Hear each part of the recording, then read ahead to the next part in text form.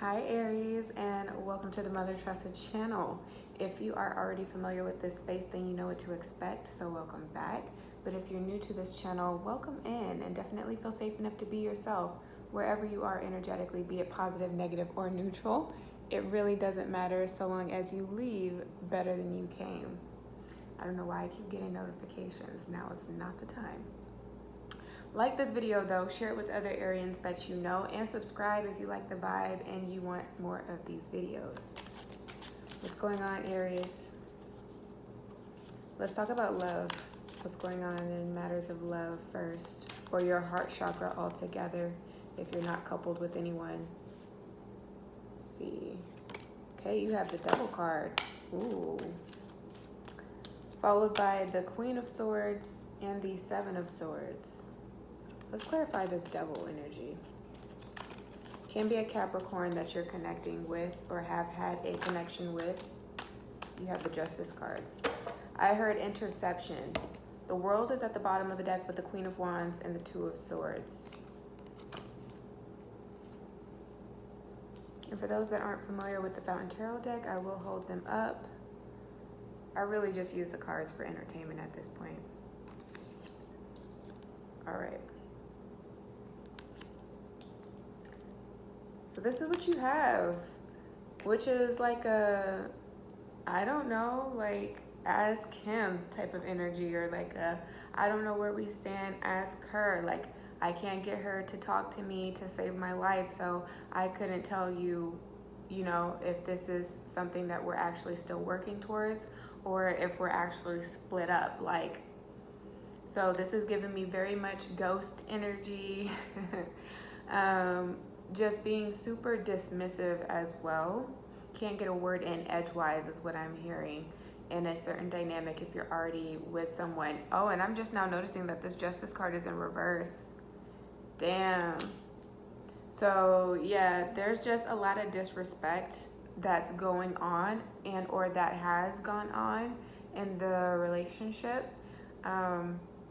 And so I feel like somebody had to definitely put their foot down, be it you or the other person that you've been dealing with, because they just can't get their act together to save their lives. You know what I'm saying?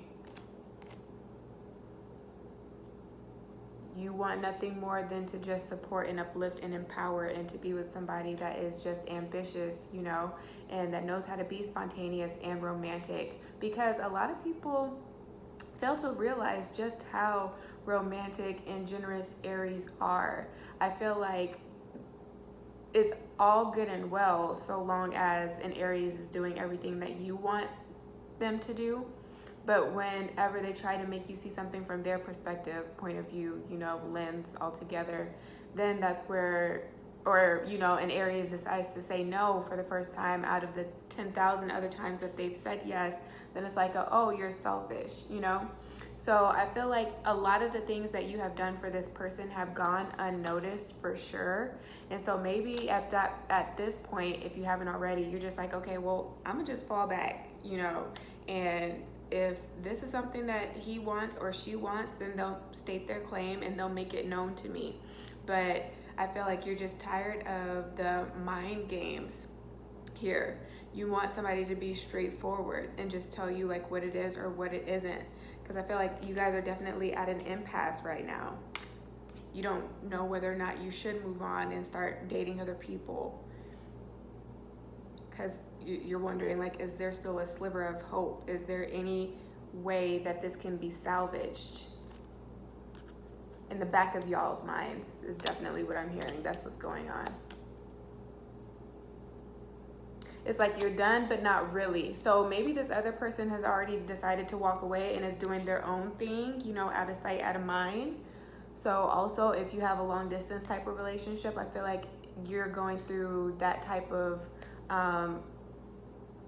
stress and pressure in order to be able to enliven the relationship and or keep it fun and entertaining so that the other person does not feel neglected or feel like it's out of sight, out of mind. And then as soon as, you know, they feel that attention from somebody else, having that curiosity to want to explore that, and then going down that slippery slope that often leads to destruction, right? And destruction of trust, which is everything for a relationship. So if that's the case, just be very careful at this time not to take anything that you're thinking to heart.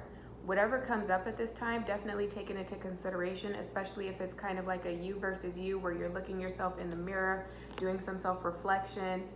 If you're single right now, to know what it is that you actually have to work on, right? And any bad habits that you've developed that you need to break at this time, and being a little bit more disciplined, right? Justice being upside down can lead to indecisiveness too, as far as your desires and who it is that you know that you need to be with versus who it is that you want for the moment, for, you know, that instant gratification just because you're horny. You know what I mean? So this can be that, where you're just looking at yourself in the mirror and trying to give yourself some solid advice. With this Queen of Swords, this is very objective. I want to say an objective opinion, especially because the World card is right here. Being able to see things with like a bird's eye view type of outlook here. Non-judgmental energy too. So it's not that you're being hypercritical, but you are being analytical at this time. You are connecting the dots. There are some things that you're starting to think about if you're with somebody right now that just has not been adding up. And so you guys will be having a conversation soon. Hold on. I'm gonna lose it, y'all. I'm gonna lose it.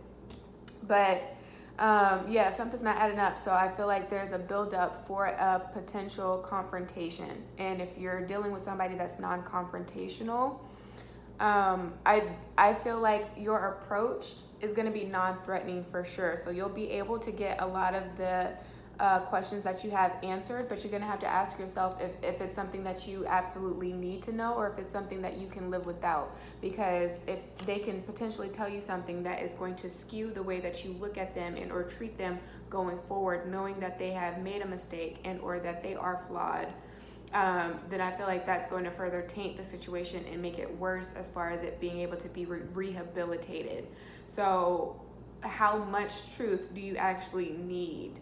Like, do you need timelines to whatever it is that you may find out about this mischievous behavior, sneaky behavior that's been going on? Or if this is just about the dynamic, are you just more concerned with getting a definitive answer as to whether or not this person wants to be with you because you feel like they've been stringing you along? It's kind of like, do you want me, or do you just like the idea of me? You like having company and having somebody to talk to, but you don't see anything else out of it. Like, let me know my place so I know what role to serve in your life to make this easier.